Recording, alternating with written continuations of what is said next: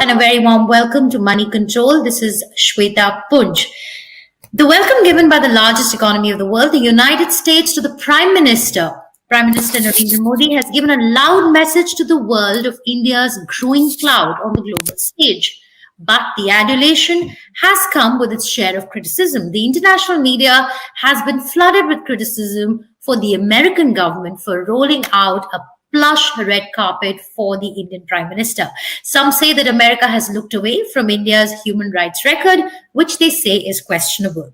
One of the columnists at the Financial Times even wrote that the West, that America is propping up an increasingly illiberal democracy. While there are others that say that this is not so much of a celebration for Prime Minister Modi's politics and economics, but of India's geography. To understand the significance of what is being termed as a historic visit and a historic culmination of relations between America and India's rise as an economic powerhouse, I have with me Dr. Arvind Panagariya, one of the world's leading political economists, who's also been part of Prime Minister Modi's government. Dr. Panagariya, thank you so much for joining us. A lot of action that's happening in the United States. The Prime Minister Modi, of course, is now in Washington, D.C., but he was in your city until only yesterday. If you could, give some perspective to us about how different is this reception that is being given to Prime Minister Modi from what the other Indian prime ministers have received, and that the fact that the Prime Minister Modi, will be only one of the few statesmen to address a joint session of Congress for the second time. The only other two have been Nelson Mandela and Mr. Winston Churchill. What does that really signify for India? What is the message that's going out to the world through this? Absolutely. I think this is huge. This is quite huge. Because I have been here, Shweta, in the United States since 1974. So next year it will be 50 years for me here. And this kind of buzz or anything close to it has never been there for any of the previous prime ministers' visits. So this is on a very different scale from what one has observed. Even if you compare, the visits of some of the other statesmen and so forth, I think this is quite exceptional. For India, I can tell you, in terms of news media, visits by our prime ministers used to barely register. You would find some news in a corner or something. But this time around, amazing, all the major newspapers are carrying headline stories. You look at the television channels and they all have, if you go to their websites, which I did this morning, they also have all the program of Prime Minister Modi listed and how he is going to speak to the Congress this afternoon in Washington, D.C. and all. So the buzz is of a totally different scale and nature. Right. So what's the message, Dr. Panagariya, that's going out to the world through this? And what does this translate into, in terms of India standing in the world and its growing clout as an economic powerhouse, a political powerhouse? How are you reading into this? If I go by how you just described, in your opening remarks, the media around the world is describing the developments that have happened in the last couple of days. I get a sense that, the message going out and message being received are very different. Message going out is that the geopolitical situation in the forthcoming decades is going to change dramatically. India is going to emerge as a key player on the global scene. It's not going to emerge. I mean, it has already emerged, but progressively its importance is going to rise. So it signifies very different equation than what has existed today. So in some sense, there is a sudden discrete change in geopolitics from this visit onwards. It remains to be seen, how it unfolds, but that is the sense I get. Right. So I'll come to why does the Western media love to slam the Indian Prime Minister? It continues, like you said, it's front page coverage, but then it comes with these caveats, and we've so there is a fair share of a healthy mix, I would say, of adulation and criticism that's coming out from the West. I'll come to that later, but I want to understand from you, like when we talk about the shifting geopolitical equations, when an America comes and reaches out and shows India so much love and affection and so much respect, how does that alter, geopolitical equations from across the world? What are the changes that you see happening from here on when it comes to rules of engagement of other countries with India? Does this set the precedent, or does it set the mold, say for UK, or say for other economic powerhouses? Well, it's inevitable, right? Once the United States takes a certain view, it has implications for the other countries. Just track down, once Richard Nixon had opened China, what followed, and that gives you some idea of what is likely to happen to the reception by the other countries. Now, remember, all this, to me, is ultimately in the longer term contingent on how India does economically. One of the key reasons why China rose geopolitically also is because it rose up economically very dramatically. Our situation is a little different in the sense that, being a democracy and the largest one in the world at that, we have a particular advantage. But we will certainly need to sustain 7 to 8% growth over the next 2 decades for us to, get to that kind of status that China at one point had reached, and now it has all changed with the rivalry coming to the fore between the United States and China. But the economic weight of the country is extremely important. So I've always maintained that in the end, even today, part of the reason we are where we are is because we are a $3.5 trillion economy, or something close to that, and that is going to be the real test. Right. So, Dr. Panagariya, what is exciting the US right now about India? Is it India's geography? Is it India's population? Is it the fact that China's clout has somewhat, China has emerged as as a factor that's bringing these two countries, specifically in India and the US, together? If you could just, help us navigate, in a chronological format, about the priorities and what is really working for India right now. What is America liking about India at the moment? I'll just say two things. One is clearly the fact that China is today far, far more assertive, and this assertiveness has taken a step jump. That is at the heart of the matter geopolitically. Xi Jinping, the Chinese premier, to my mind, wants to really put China as not just an equal power of the United States, but perhaps even above the United States within his lifetime. And so he is a man in hurry. And that really has changed all the equations. And regionally, of course, China also has to emerge as a regional power, a regional hegemon. And what is the biggest barrier in China becoming a regional hegemon? That's really India. That's the major country that stands in the way. So, and from the United States point of view, of course, people here didn't used to use the term containment of China, but that's precisely what they are trying to do. And so there is clearly harmony of interests between the interests of India and those of the United States. So that is clearly number one. Number two, I think, I give a lot of credit to our leadership as well. There have been 3 presidents since Prime Minister Modi came to office of the Prime Minister. Barack Obama was the prime minister originally, then there was Donald Trump, and now Mr. Biden. And he has navigated all the three presidents incredibly well. So he's been able to actually establish some sort of chemistry with all three presidents, and that Right. I think is very, very central. Absolutely.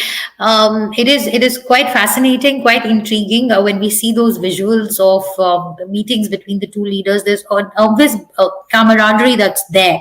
Dr. Panagariya, I want to ask you, is it safe to say that India has emerged as America's most crucial trade partner or an economic partner, or we still have some way to go before we can declare that? Yeah, there is a long way to go on that one.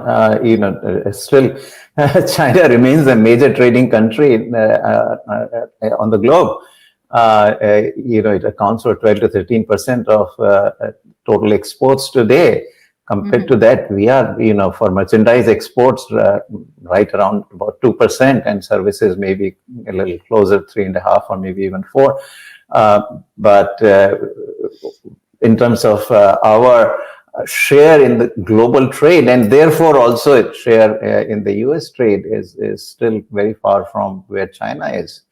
And this is why I said that, the real test is yet to come in the next decade or 2 decades. India has to therefore grow much bigger.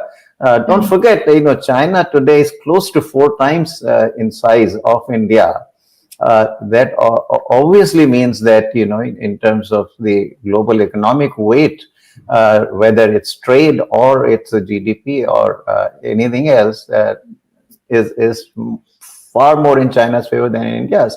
So I think we have quite a ways to go. If we were to become like 4 times what we are today, then even, current 2%, that would become 8%. Keeping the size of the other countries where it is today. So I think there is some ways to go there. Okay, I want to talk about this specific visit. What we're hearing is that there's going to be a massive investment in the semiconductor space.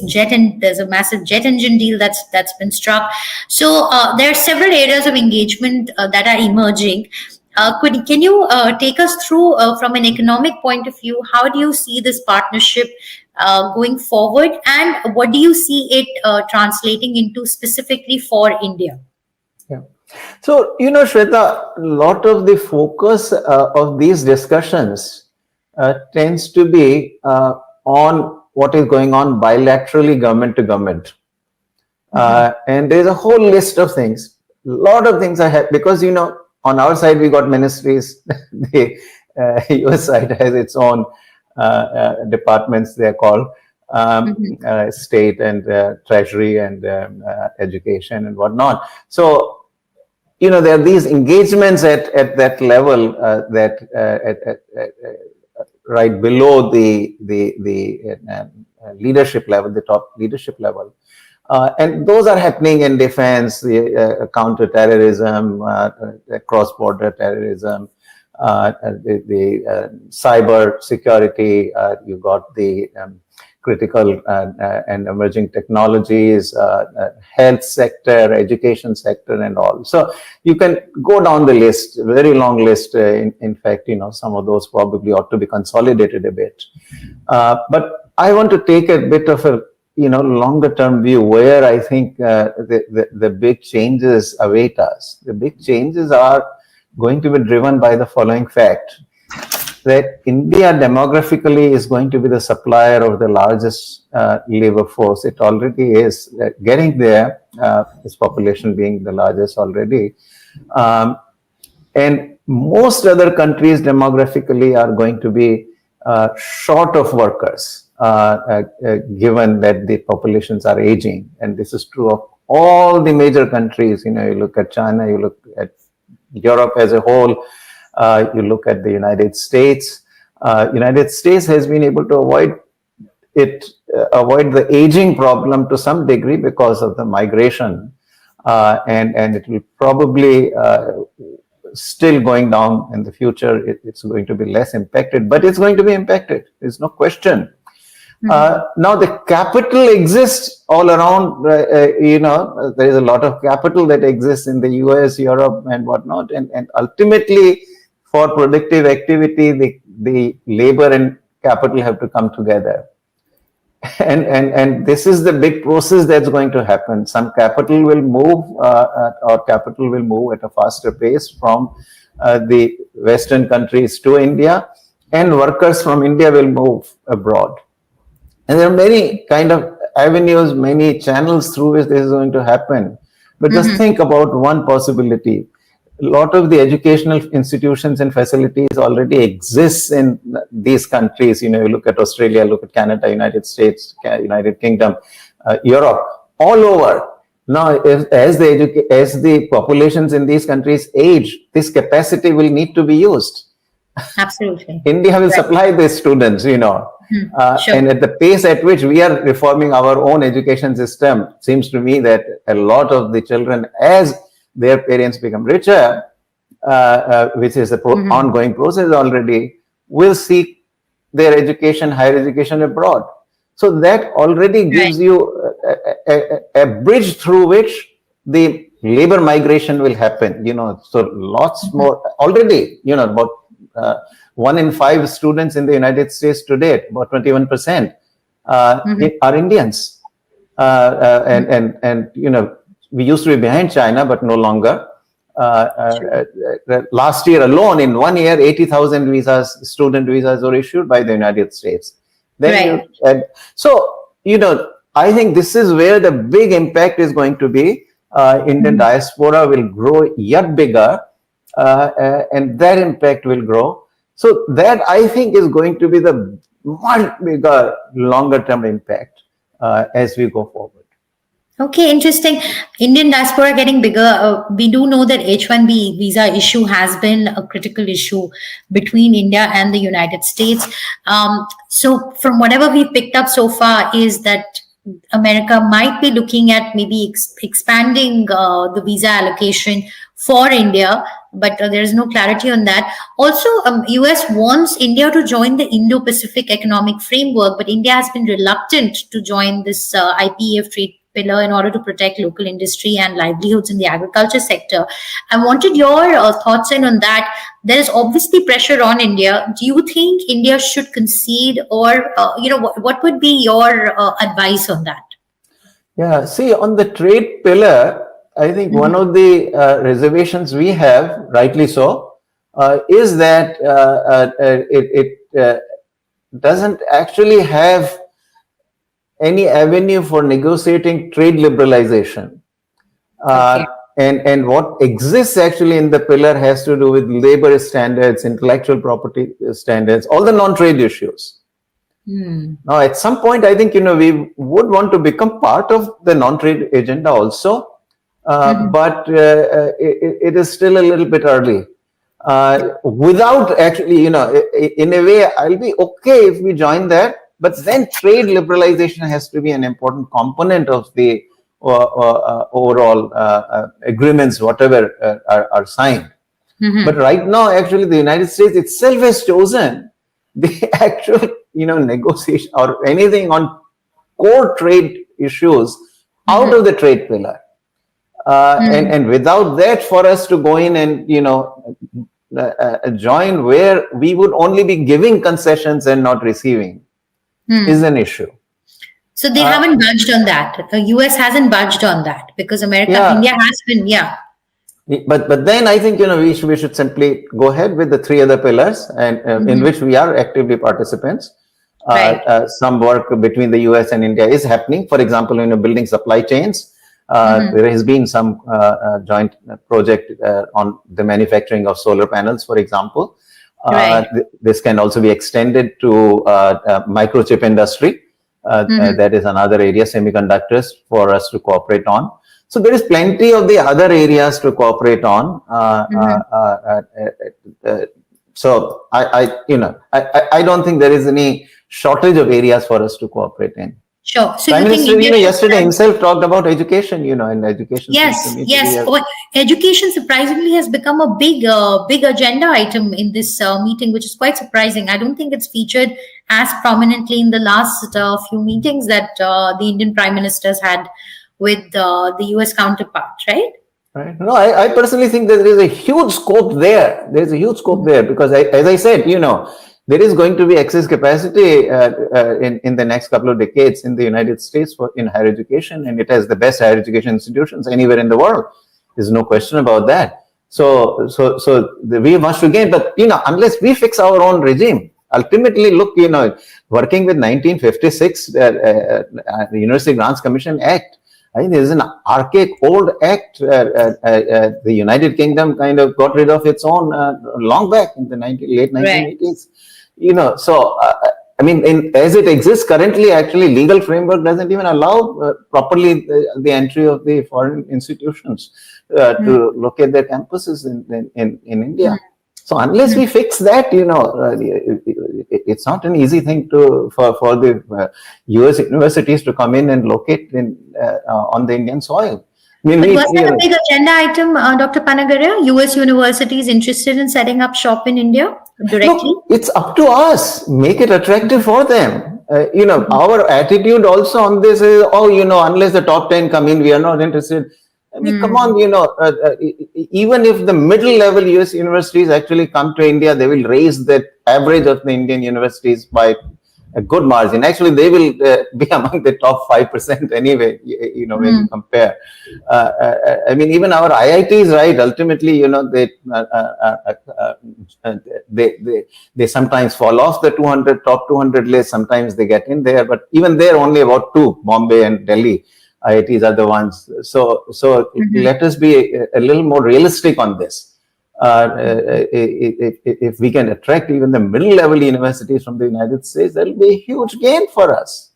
Right. So I want to talk to you about that. We keep talking about investments, we talk about these agreements, but we do know that in the past, and not in very distant past, until very recently, a lot of companies have said that they have a tough time managing and working around different regulations in India, and that's going to be very crucial to take this relationship forward for it to reach its logical conclusion, that is to drive investments into the country. Any specific issues that you see that India needs to resolve to get American companies to invest in India, to take advantage of this China plus one strategy that clearly we are being poised to take advantage of that. But for us to really go and grab that big apple, we'll have to put our house in order. Absolutely. No, I've long said that many times. Very recent experience with Apple, right? And what was it in Karnataka, I believe, tells you, for example, they said, well, labor laws don't allow 12-hour shifts. They don't allow women to work night shifts. And without that, we are not going to come in. So I think some resolution was done at the level of the state. But that is the state of our labor laws. So labor laws obviously are a very important barrier, and these are only, what has come up in the discussions are the labor laws that are relevant to the industries that were kind of on the margin of entry, but had some issues. But if you go beyond the margin, there are a lot of other potential investors there who are sitting outside because of some of the barriers that exist. See, you cannot ultimately counter what are basically long-term hurdles by, subsidies or something. We are banking too much on the PLI, for instance, So PLI, fine, 5 years or whatever is the limit up to which the PLI applies. You compensate for what we call these disabilities that are arising out of the ecosystem. What after 5 years? Investors are not coming for 5 years. The big investors are coming for good, pretty much, for many decades. So 5 years is not going to do it. And this is where I feel that, you cannot substitute subsidies for good policies. They are not substitute for good policies. And there are it is, I talk to the investors here, and they do say all that India is a very tough place to do business. And particularly, the state governments, I don't know what can the central government do, but there's a lot of state government related issues which always come up, including taxation. Taxation for the companies has become the complexity, and suddenly tax assessments appear. This is true for even the domestic firms, Right. domestic entrepreneurs, that the tax liabilities that get assessed that they didn't even know about existed or could be assessed. So, there's a lot of that kind of cleanup of the system that is required in taxation, in labor laws, in access to land, infrastructure. Now, a lot of improvements have happened. So I don't want to sound negative. Sure, A lot of good work has been done, and which is the reason why we do have a lot of buzz, a lot of interest as India being that +1 country, in addition to just, a large labor force, which of course is probably the most important attraction for many of the manufacturers. But there's ways to go, and we need to do that. And I would really wish that at least 2 or 3 states will come forward. Look, there are 28 states, and businesses don't have to locate in every single of those 28 states. You just need 2 or 3 states. So, 2 or 3 states, if they would come forward, and doesn't matter, most likely they will have to be the coastal states, because generally you will, there is a reason why multinationals like to locate themselves on the coast, because their markets are outside often. Internal market for them is not the motivating force. So coastal states in particular, you got Gujarat, Tamil Nadu, Andhra, Karnataka. We got several of these states. If they would come forward and do some cleanup. And infrastructure, local infrastructure is extremely important as well. Flow of electricity, ability to, transport things, good ports, all that. Now, as I said, a lot of progress has happened. There's absolutely no doubt. Right. But there's this last mile which is left, and that last mile needs to be addressed. Sure. Thank you so much, Dr. Panagariya. Lovely speaking with you. And we do hope to have you back on Money Control very soon. Thank you very much. My pleasure, Shweta.